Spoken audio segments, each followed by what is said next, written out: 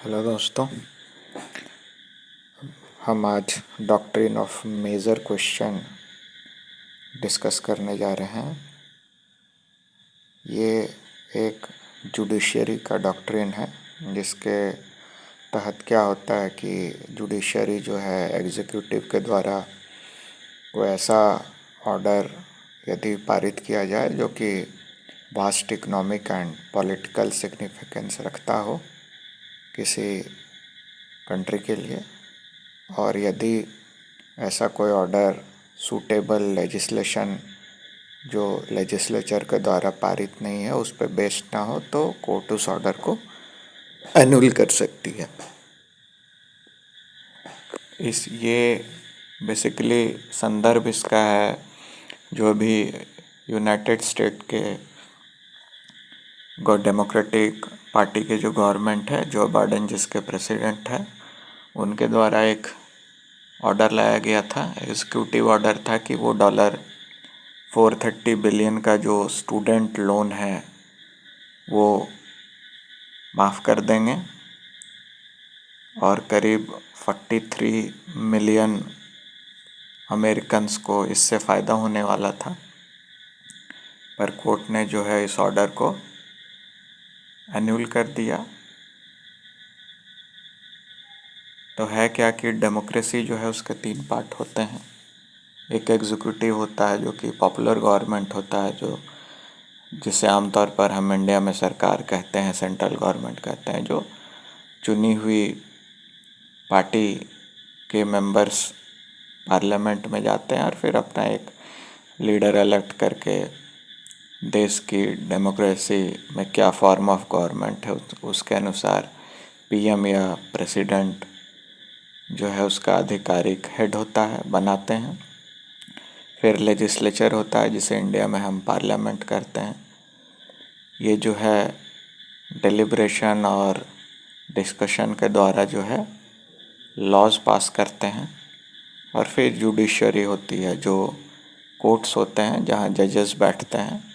उनका इंडिया में एक अपना सिस्टम है कि जुडिशरी खुद से एग्ज़ाम के थ्रू या प्रमोशन के थ्रू लोअर कोर्ट से या फिर डायरेक्टली भी जो लॉयर्स होते हैं जिनका एक कॉन्स्टिट्यूशनल क्राइटेरिया फुलफ़िल हो जाता है तो उन्हें जज के रूप में अपॉइंट करते हैं। अब है क्या कि इन तीनों पार्ट्स ऑफ गवर्नमेंट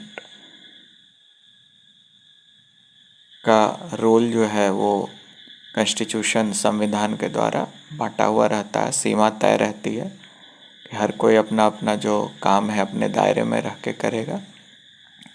और यहाँ पे बात उठती है कि जो एग्जीक्यूटिव होती है, जो गवर्नमेंट के कॉन्स्टिट्यूशनल पोस्ट्स के अधिकारी होते हैं, पीएम, प्रेसिडेंट और जो कैबिनेट मिनिस्टर इत्यादि होते हैं, होता क्या है कि ये पब्लिक के द्वारा चुनाव के द्वारा चुने जाते हैं और फिर ये जो लेजिस्लेचर में जाकर बैठते हैं।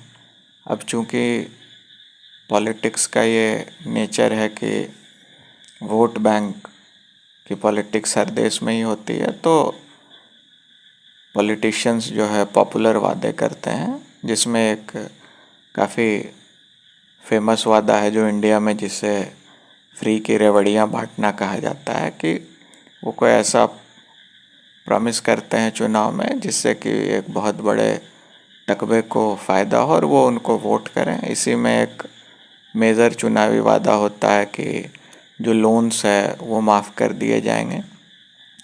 इंडिया में भी देखा गया है कि कहीं कहीं किसानों के लोन्स माफ़ करने के वादे किए जाते हैं चुनाव से पहले। और इससे होगा क्या कि जिस ग्रुप का कर्ज माफ़ कर दिया जाए वो उस पार्टी के कैंडिडेट को वोट देगी और फिर वो चुनकर वापस सरकार बनाएगी। अब ध्यान से देखा जाए तो ये बहुत ही गलत बात है।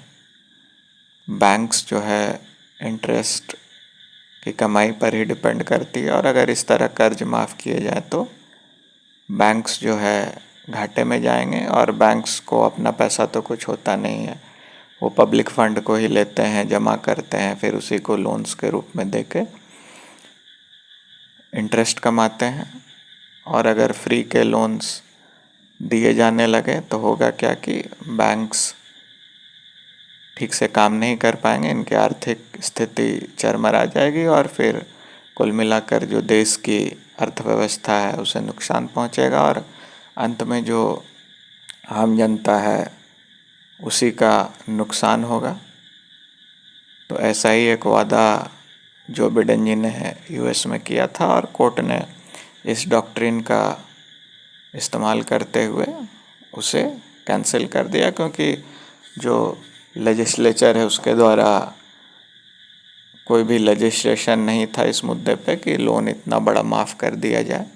ये वोट बैंक्स की पॉलिटिक्स थी और कहीं ना कहीं कोर्ट का ये अप्रोच बिल्कुल सही है और इस तरह के फ्री की रेवड़ियाँ बांटना जो है वो अंत में देश की आर्थिक व्यवस्था के लिए हानिकारक ही होता है। तो ये था आज का डिस्कशन। और भी जियोपॉलिटिकल न्यूज़ और कंटेम्प्रेरी इशू के एनालिसिस के लिए हमारे चैनल को सब्सक्राइब करें। Thank you.